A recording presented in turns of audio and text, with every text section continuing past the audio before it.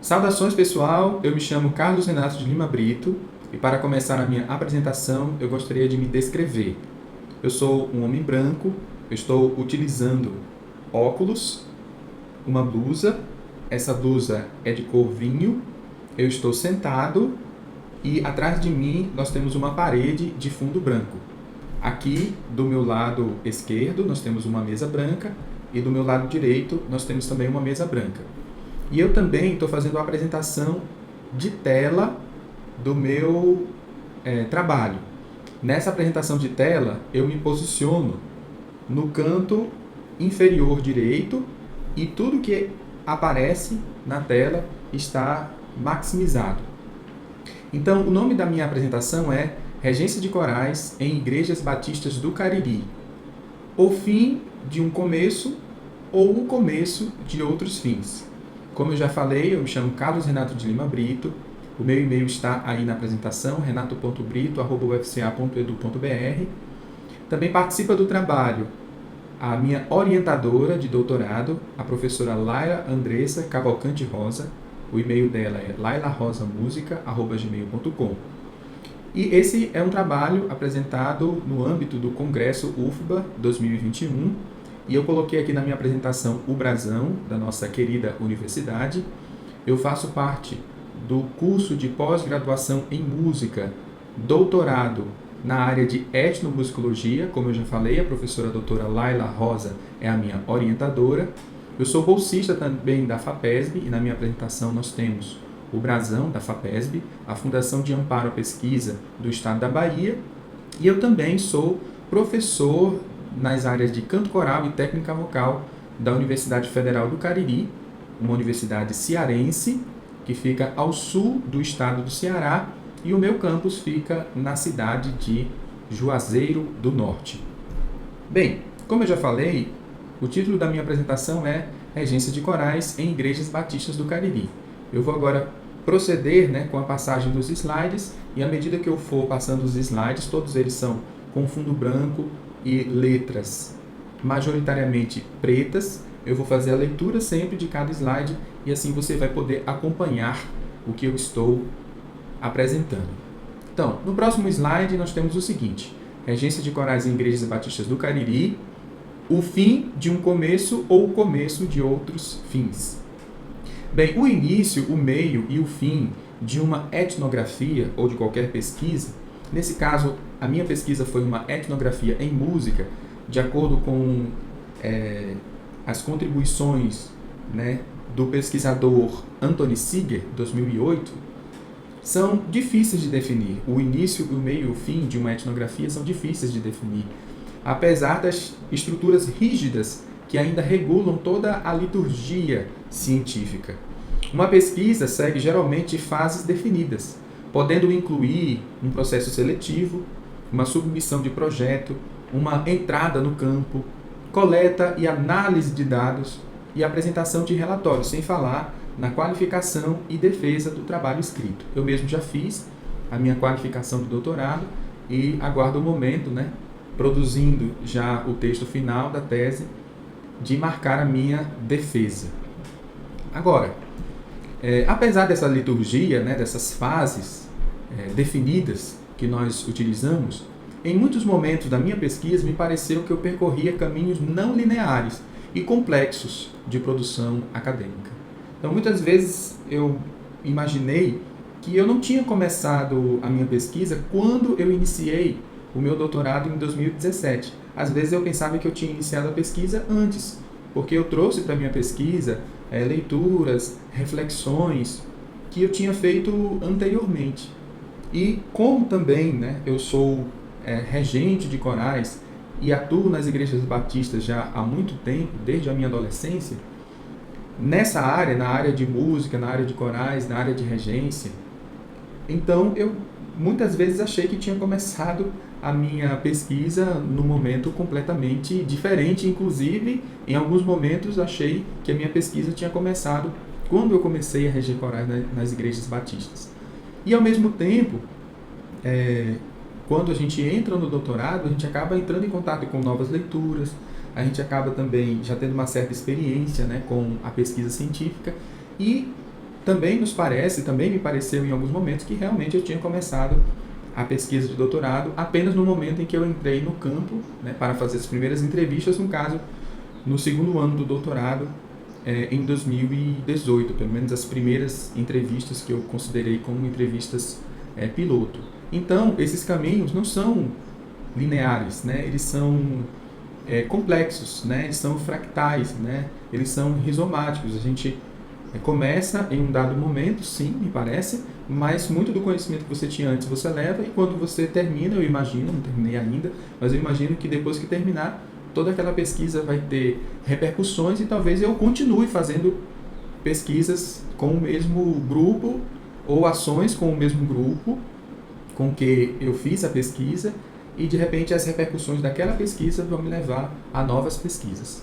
Então, diante disso, eu pergunto, minha pesquisa sobre regência de corais nas igrejas batistas do Cariri, ela começa a terminar ou ela terminou de começar? Então, onde foi que a minha pesquisa realmente começou e quando é que a minha pesquisa de doutorado realmente vai terminar? Essa é a pergunta que eu faço aqui neste trabalho que eu estou apresentando neste congresso. Então, o objetivo geral que eu tracei aqui para esta reflexão aqui foi justamente refletir sobre o processo contínuo, complexo e multiforme da pesquisa etnográfica da regência de corais das igrejas batistas do Cariri, na perspectiva da interseccionalidade. E aqui eu cito as autoras Carla Cotirene, 2019, Patricia Collins, Build, 2020. Ambas as pesquisadoras, na verdade são 3 pesquisadoras, com livros publicados cujo título é o mesmo, Interseccionalidade. E os objetivos específicos dessa minha reflexão hoje é apresentar as escolhas metodológicas, os processos múltiplos de coleta e análise de dados, bem como reaproximações ao campo. Então, são tanto aproximações ao campo, como também reaproximações ao campo. Destacar também alguns resultados da pesquisa realizada ao longo desses 4 anos do doutorado. Lembrando que também eu estou disputando aqui, colocando em discussão esses limites temporais da pesquisa. Pode ser que a pesquisa tenha começado antes e pode ser que a pesquisa não termine quando eu receber o diploma de doutorando, de doutor.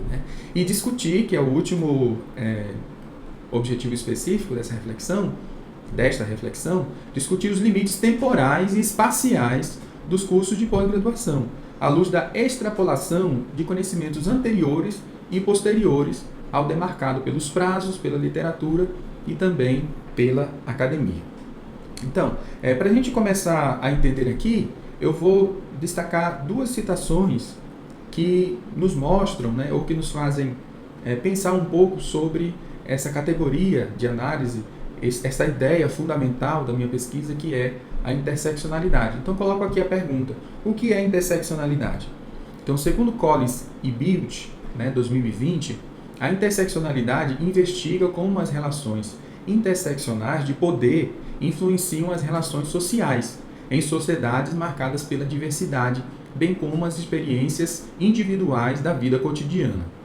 Como ferramenta analítica, a interseccionalidade considera as categorias de raça, classe, gênero, orientação sexual, nacionalidade, capacidade, etnia e faixa etária, entre outras. São interrelacionadas e moldam-se mutuamente.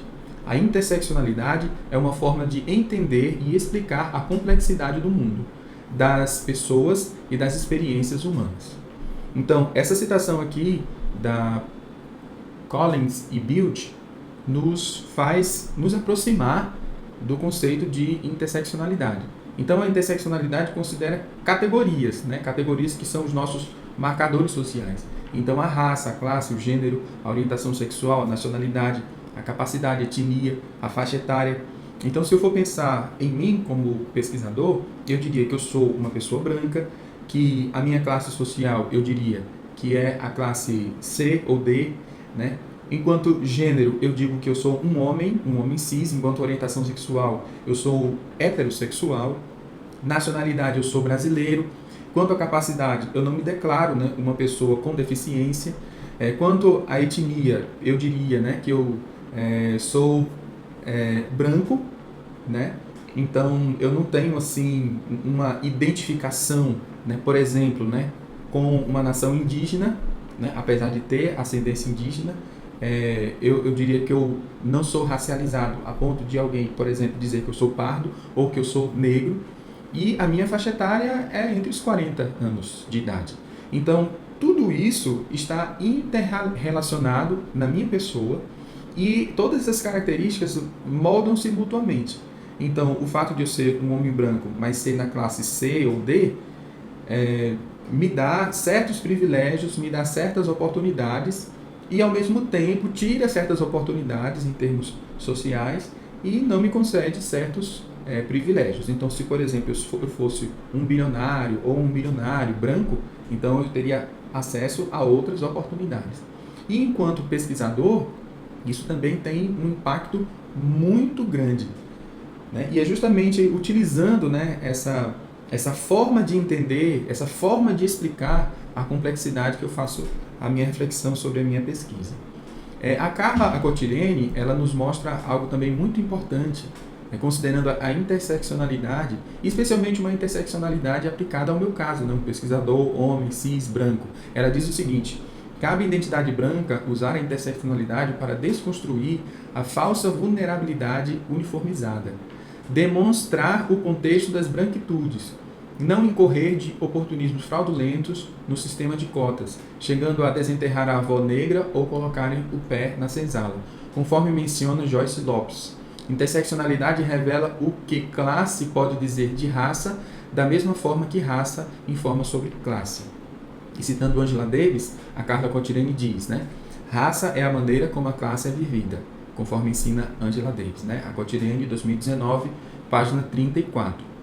Então, eu devo considerar, né, que sendo, por exemplo, um professor universitário, sendo um homem, sendo branco, então eu tenho um conjunto, né, de privilégios que a minha branquitude me concedeu. E eu devo levar isso em consideração, entendendo que o meu discurso, né, a minha reflexão, a minha fala, ela parte de um lugar. Ela não é uma verdade, reflexo de uma verdade universal. Ela não é, podemos dizer assim, aquilo que a ciência diz, ok? Pelo contrário, eu estou falando de um lugar, eu estou falando de uma certa posição social, e estou falando como pesquisador, né, que está inserido num curso de doutorado, que também está inserido na academia. Então, eu falo de um lugar, e esse meu lugar é apenas um ponto de vista, né, que não deve, que deve, por um lado, considerar os meus privilégios e, ao mesmo tempo, né, para promover justiça social, em muitos momentos, abrir mão desses privilégios, né, para que outras pessoas menos privilegiadas que eu possam falar, protagonizando suas lutas, inclusive, e também tendo oportunidades que eu tive, considerando, né, todos esses meus marcadores sociais. Então, entendendo assim o que é interseccionalidade, eu quero fazer a minha reflexão aplicando, né, esse modo de ver a complexidade humana da interseccionalidade ao meu processo de pesquisa. Então, quais foram as escolhas metodológicas, né, que eu fiz? Né? Bem, como eu já falei, escolhi fazer uma etnografia da música, que seria uma escrita de como as pessoas fazem música de acordo com Anthony Seeger, que eu já citei anteriormente. Então, eu queria falar sobre a regência de corais em igrejas batistas do Cariri. E nesse caso, eu sendo regente e conhecendo outros regentes e outras regentes que atuam nesse mesmo contexto, né, cultural, eu fui conversar com eles e com elas, dialogar com eles e com elas, e a partir também da minha própria experiência de vida, fui escrever, né, a respeito dessa regência de corais, que é uma atividade eminentemente musical. Também eu escolhi fazer o que seria uma autoetnografia, porque como, no caso, eu sou um regente, né, então eu acabei falando bastante da minha experiência, né, enquanto regente, certo?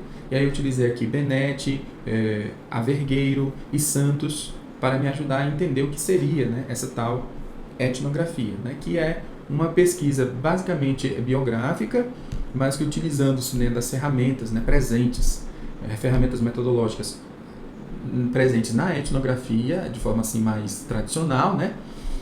Ela, ao mesmo tempo, né, olha para o pesquisador, né, como aquele que realiza a pesquisa, mas também, de certa maneira, como o objeto da pesquisa.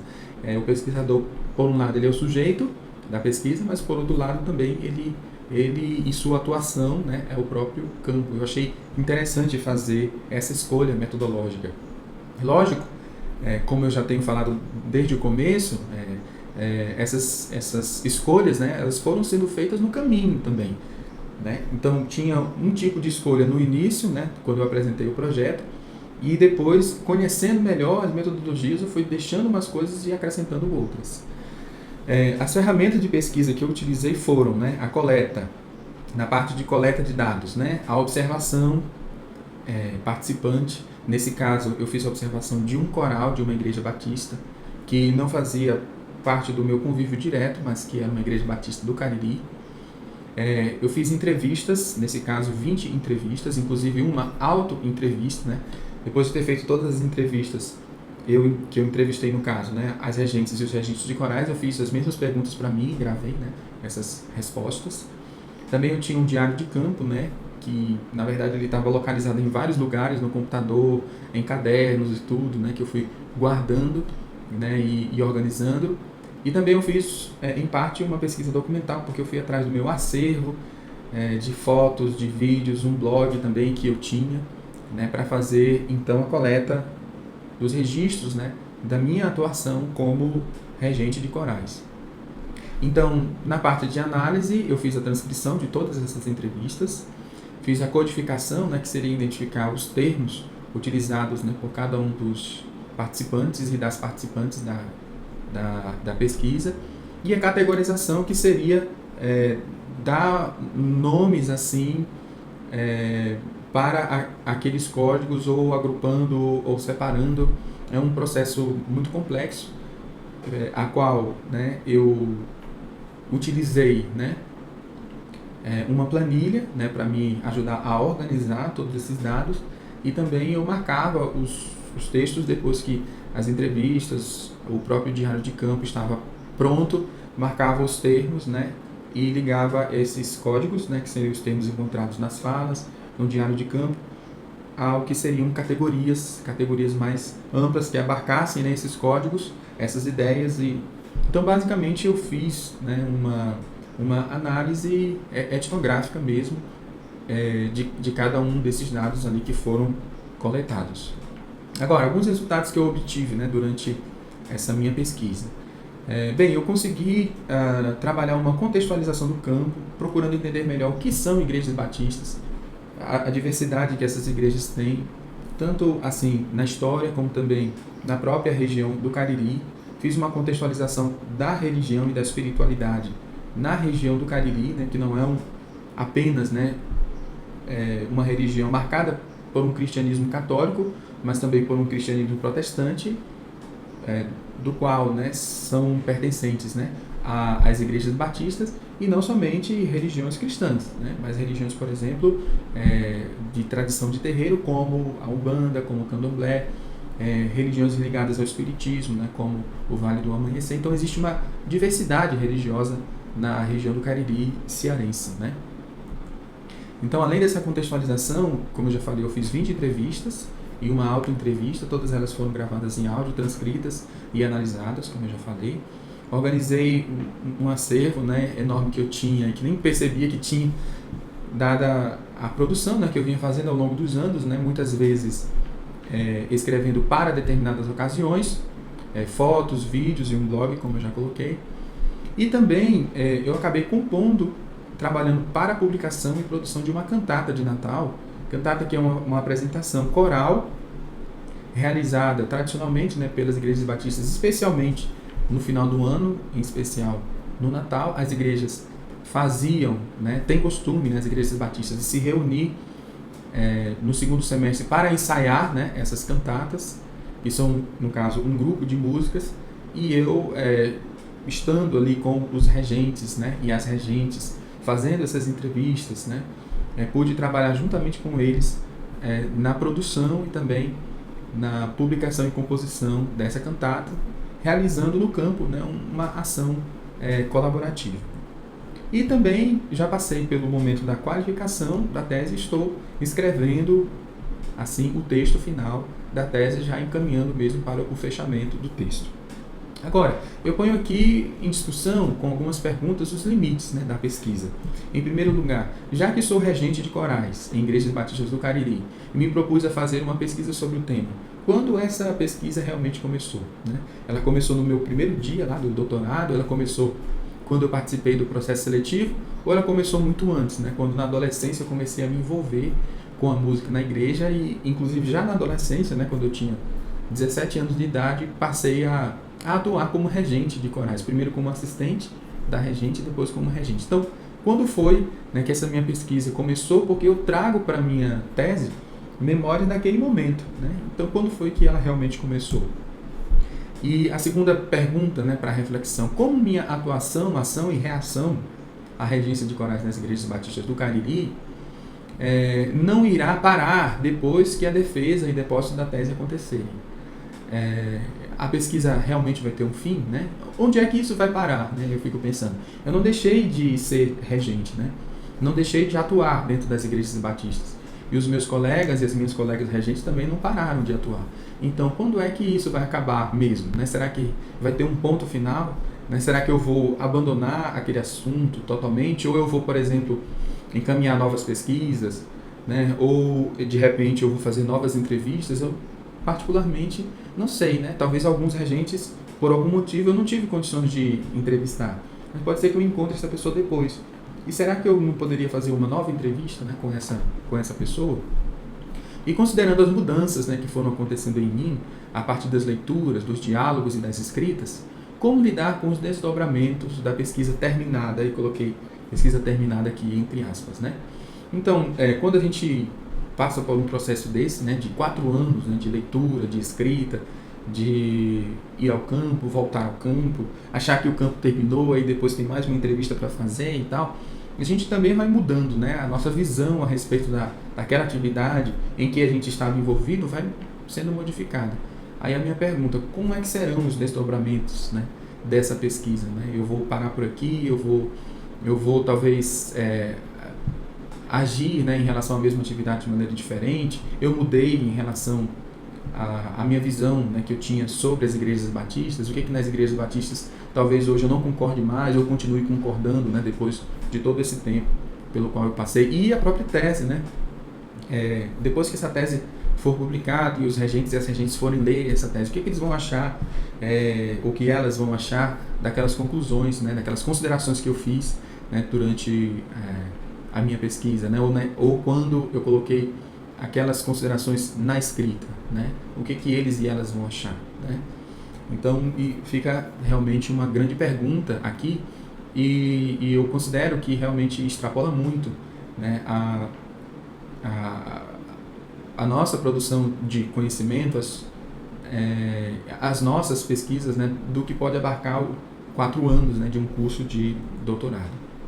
Então, a interseccionalidade, né, contribui, né, para esse meu olhar para a complexidade, primeiro aplicada à minha própria pessoa, né? Eu sou um homem cis, branco, professor, estudante também, músico, pastor batista, né? No caso eu atuo também como pastor batista nas igrejas, pai, marido, filho, né? Orientando. Quer dizer, cada um de nós e cada uma de nós tem uma personalidade e uma identidade, né? Atravessada, né, por vários marcadores, né, que se moldam entre si e que mostram como nós mesmos, né, nós mesmos somos seres complexos e complexas, né? Todos esses marcadores me atravessam, não podendo ser deixados de lado em nenhum tipo de produção de conhecimento, né, seja ele acadêmico, artístico, pedagógico, seja lá o que for. Então, por exemplo, quando eu vou para o campo como pesquisador, não tem como deixar em casa a minha roupa de pai, a minha roupa de marido, né? Eu vou como pai e marido, né, para o campo, né? Então, quando eu vou, por exemplo, para uma sala de aula, dar uma aula de canto coral, por exemplo, eu também vou lá vestido com a minha roupa de pesquisador, né? Então, eu sou atravessado por todos esses marcadores e eu não tenho como abandoná-los, né?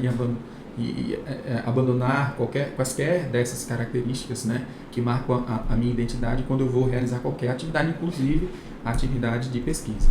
Então, fazer pesquisa deveria ser algo realizado no movimento da vida, e a vida é diversa, e a vida é complexa, né?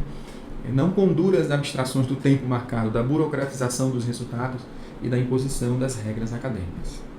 Então, encaminhando para o fim, essas são as referências, né, que eu citei neste trabalho. Carla Cotirene, Interseccionalidade, São Paulo, editora Pollen, 2019. Também nós temos a Patricia Hill Collins e a Sirma Bilt, também um livro Interseccionalidade, São Paulo Boitempo, né, 2020. E nós temos também o Anthony Singer, Etnografia da Música, Caderno de Campo, São Paulo, né, número 17, 2008, página 237 a 260. Então, gostaria de terminar aqui dizendo o meu muito obrigado pela atenção de todos e de todas, que nós tenhamos um excelente congresso.